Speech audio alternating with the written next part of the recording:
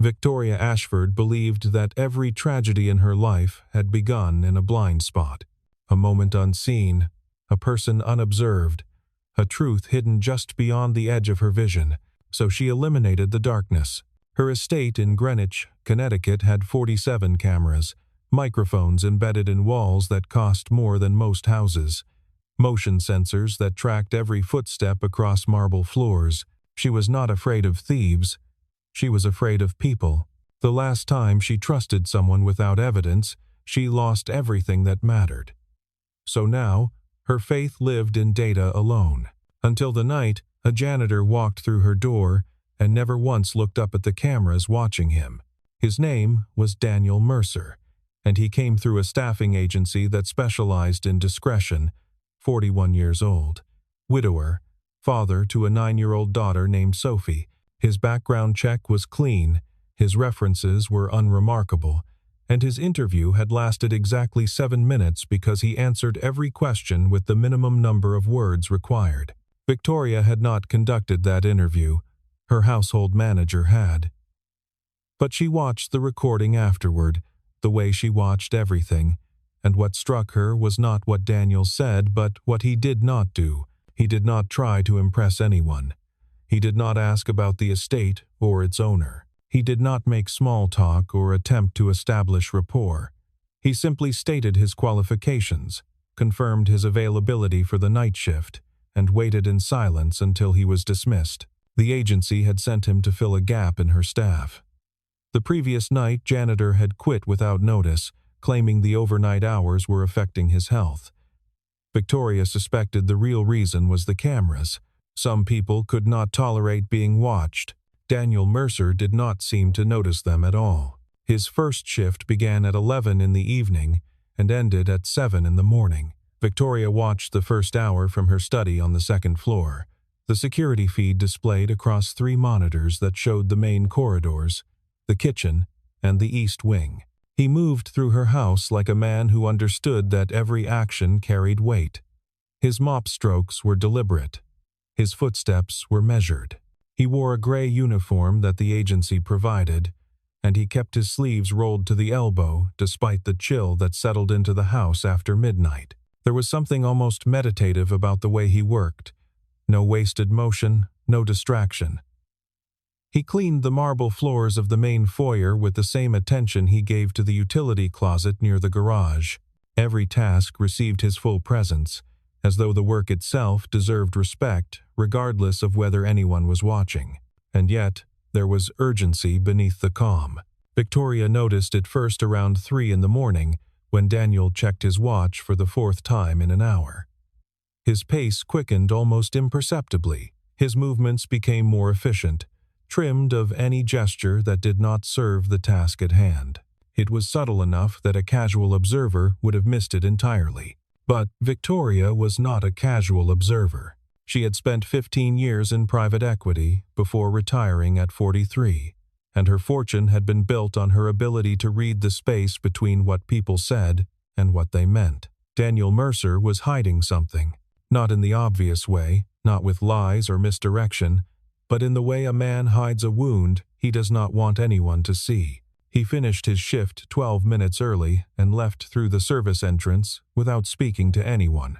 The cameras tracked him to his car, a 12-year-old Honda Civic with a dent in the rear fender. He sat in the driver's seat for nearly a minute before starting the engine, his head bowed, his hands resting on the steering wheel. Victoria watched until his taillights disappeared down the long driveway, and then she rewound the footage and watched his entire shift again from the beginning. She told herself it was routine, quality control, the same vigilance she applied to every aspect of her life.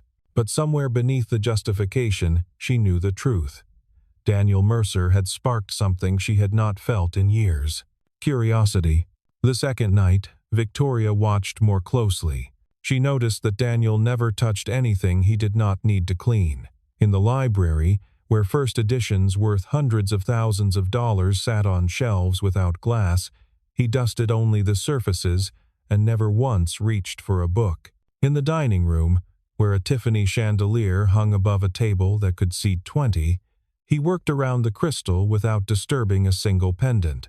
Most people, when they thought they were alone, allowed themselves small liberties. A glance through a private drawer, a moment of rest in an expensive chair, the temptation to touch beautiful things simply because they were there. Daniel showed no such impulses. He moved through her house like a guest who understood he had been granted temporary passage and intended to honor the terms of his welcome. By the third night, Victoria had begun to track his patterns. He always started with the main foyer, then moved to the kitchen, then the first-floor corridors. He took his break at 2:30, exactly 30 minutes, during which he sat in the staff break room and ate a sandwich he brought from home. He never used the coffee machine or the refrigerator that was stocked for household employees. His precision was extraordinary and deeply unsettling. Victoria had learned long ago that people who appeared too perfect were usually hiding the most. Transparency was messy. Authenticity had rough edges. The polished surface that Daniel presented to her cameras suggested a man who had learned to control every visible aspect of himself. The question was why. On the fourth night, she began reviewing his footage in real time, rather than waiting until morning. She sat in her study with a glass of wine that she barely touched, her attention fixed on the monitors as Daniel made his way through the East Wing corridors. He was too careful. That was the phrase that kept returning to her mind. Too careful to be innocent. Too careful to ignore. She watched him clean the windows of the solarium with the same meticulous attention he gave to everything else. Watched him empty the trash bins and replace the liners with crisp, efficient movements. Watched him pause outside the door to her private study, where a small bronze sculpture sat on a pedestal in the hallway. He looked at it for nearly 10 seconds. A figure of a woman with her arms raised toward the sky. Then he continued past without touching it. Victoria rewound the footage and watched those 10 seconds again. There was something in his expression that the camera almost captured. Not covetousness, not calculation. Something closer to recognition, or perhaps remembrance. The sculpture had been a gift from her mother. One of the few things Victoria had kept after the funeral. She added it to her list of observations and told herself that patterns would eventually reveal the truth. Every person had a tell. Every secret left traces. All she had to do was watch long enough, and Daniel Mercer would show her who he really was. The fifth night brought the first deviation. Victoria was reviewing footage from the previous evening when she noticed something unusual in the East Wing corridor. At approximately 4 in the morning, Daniel had left his assigned area and walked to the far end of the hall, where a portrait hung in a gilded frame. The portrait showed a woman in her early 60s with silver hair and kind eyes. Margaret Ashford, Victoria's mother, painted 3 months before her death from complications following what should have been a routine surgery. The hospital had made errors, small ones that compounded into catastrophe, and afterward, Victoria had learned that one of the surgical nurses had raised concerns about the procedure but had been dismissed by her superiors. The concerns were documented. The documentation was ignored. And Margaret Ashford had died because people in positions of authority had chosen to protect their processes rather than their patient. Victoria had sued. She had won. The settlement had been substantial enough to fund a foundation in her mother's name.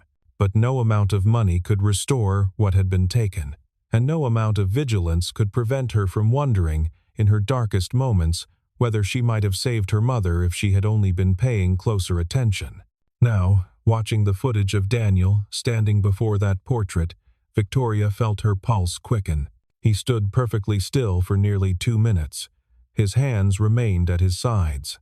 His expression was partially obscured by the camera angle, but there was something in his posture that suggested reverence rather than curiosity. Then he spoke. The words were too quiet for the microphone to capture clearly, just a murmur that the audio system rendered as static and breath. He had not known anyone was watching. He had not known the cameras could see him there. And yet he had stopped his work, walked to a part of the house that was not on his assigned route, and stood before a portrait of a woman he had never met. Victoria watched the footage 3 more times before she allowed herself to admit what she was feeling. This was no longer professional vigilance. This was obsession. She upgraded the camera in the East Wing corridor the following morning. Over the next 2 weeks, Victoria's surveillance operation expanded beyond anything she had originally intended. She installed higher-resolution cameras in every room Daniel might enter. She upgraded the microphone sensitivity until she could hear his footsteps from 3 rooms away. She configured motion alerts to notify her phone whenever he deviated from his assigned areas. Sleep became something that happened in fragments between footage reviews. She would doze for an hour or 2, then wake with a start and immediately check the monitors to see what she had missed. Her housekeeper began leaving concerned notes about the untouched meals in the kitchen. Her assistant sent emails asking if she needed anything, if she was feeling well, if there was something wrong. Victoria ignored them all. The data was too important. She compiled a file on Daniel Mercer that grew thicker with each passing night. His movements, catalogued to the minute. His habits, analyzed for patterns. His expressions, captured and studied for any sign of deception. She learned that he always checked his watch at 3:15, and that his pace increased measurably in the hour that followed. She learned that he avoided the staff break room when others were present, preferring to take his meals alone. She learned that he spoke to no one unless spoken to first, and even then, his responses were brief and courteous, and entirely unrevealing. And she learned that every single night, without exception, he found his way to the East Wing corridor and stood before her mother's portrait. The visits lasted between 90 seconds and 4 minutes. He never touched the frame. He never spoke loudly enough for the enhanced microphones to capture his words. He simply stood there in the darkness, a gray figure before a painted face, engaged in some private communion that Victoria could observe but not understand. She tried analyzing his lip movements to determine what he was saying. The footage was too grainy, the angle too oblique. She considered installing a camera directly facing the portrait, but something stopped her. Perhaps the knowledge that such a camera would be visible, and visibility would change his behavior. Perhaps something else she was not ready to name. The truth was that Victoria had spent $300,000 on surveillance upgrades and countless hours of her life watching this man, and she was no closer to understanding him than she had been on his first night. Worse, the watching had begun to cost her. She caught herself wondering what Daniel would think if he knew. Would he be afraid, angry? Would he simply continue his work with the same unflappable discipline he brought to everything else? The not knowing was unbearable, and for the first time since she had installed the first camera in this house, Victoria began to question whether surveillance was giving her safety or taking it away. On the 23rd night of his employment, Victoria decided to confront Daniel directly. She found him in the kitchen at 1 in the morning, polishing the stainless steel surfaces of the industrial refrigerator. He looked up when she entered, and for a moment, something flickered across his face, an emotion too brief to identify, before his expression settled into polite neutrality. The kitchen was vast and cold, designed for a catering staff that Victoria rarely employed. Her footsteps echoed against the tile as she approached, and she was suddenly aware of how strange this must appear. The billionaire owner, descending from her quarters in the small hours of the morning to speak with the night janitor, she had prepared questions, careful questions designed to probe his background without revealing the extent of her surveillance.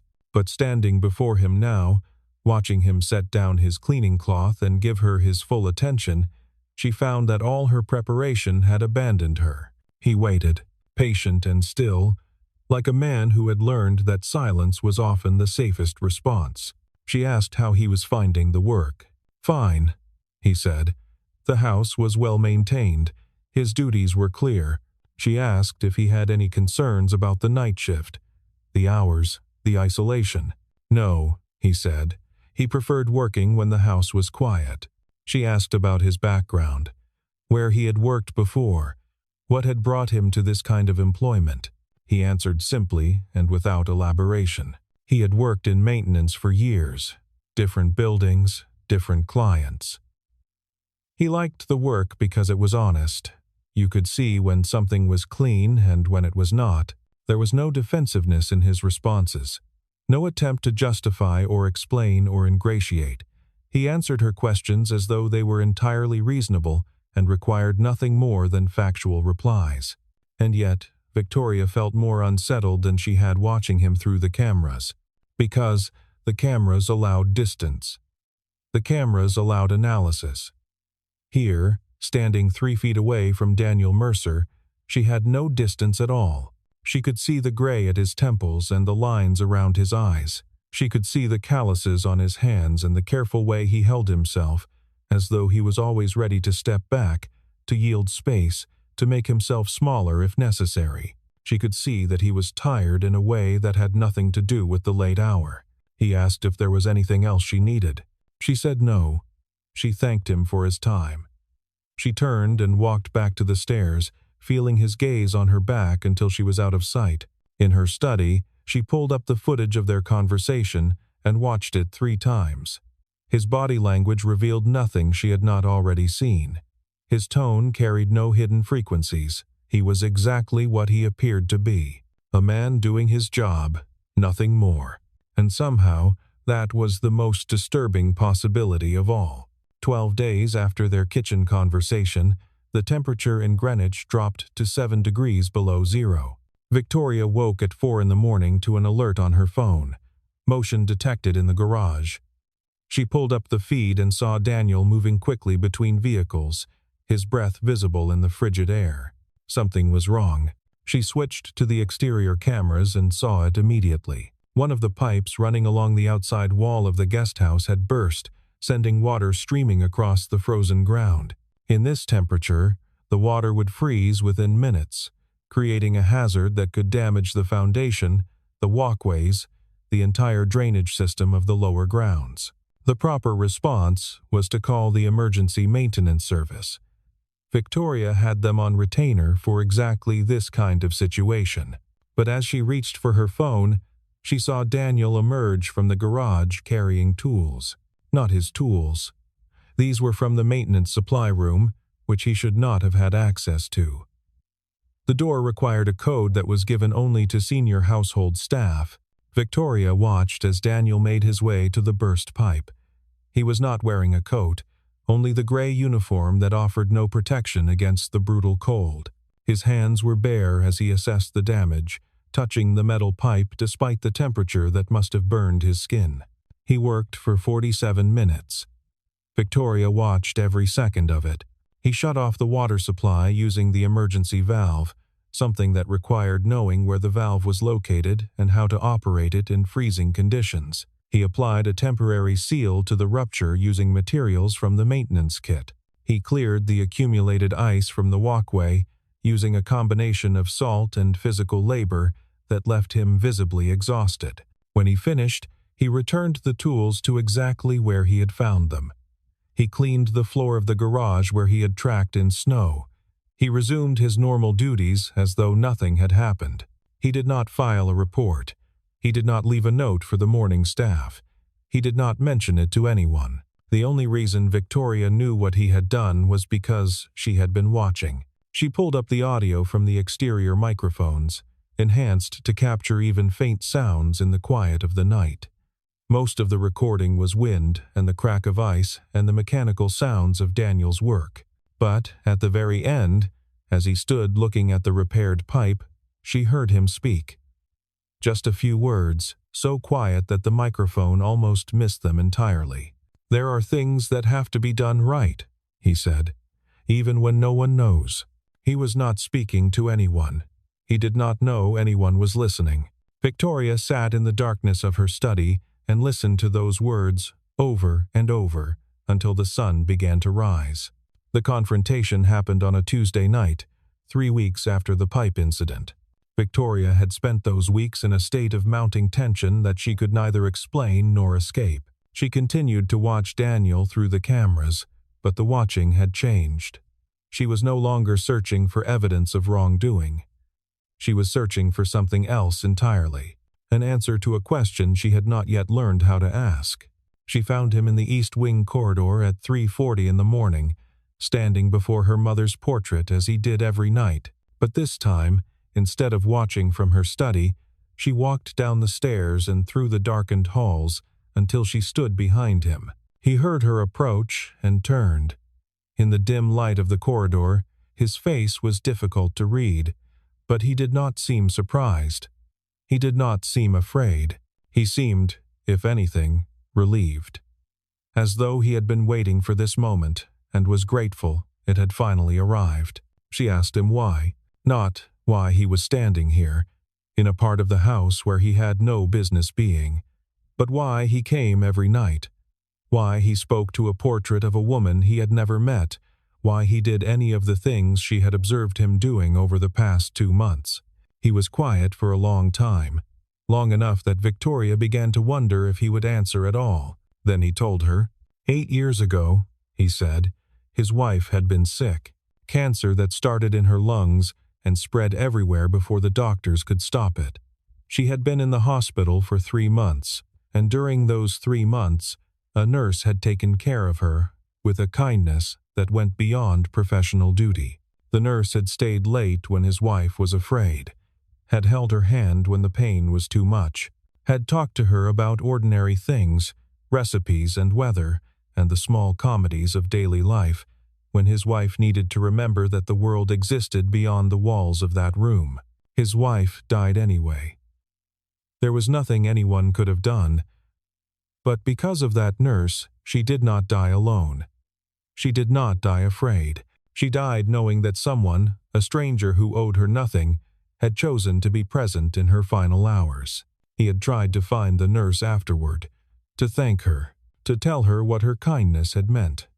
But she had transferred to another hospital, and his attempts to track her down had led nowhere, until 6 months ago when he saw a photograph in a newspaper. A foundation event, honoring healthcare workers who went above and beyond. And there, in the background of the photograph, he recognized her face. The photograph caption mentioned the foundation's founder, Victoria Ashford. He took the job not knowing what he would find, not planning anything, just wanting to be close to something connected to the woman who had made his wife's death bearable. The portrait, he said, reminded him of his wife's nurse. The same kindness in the eyes. The same sense that here was a person who had understood something important about what it meant to take care of others. He did not ask Victoria for anything.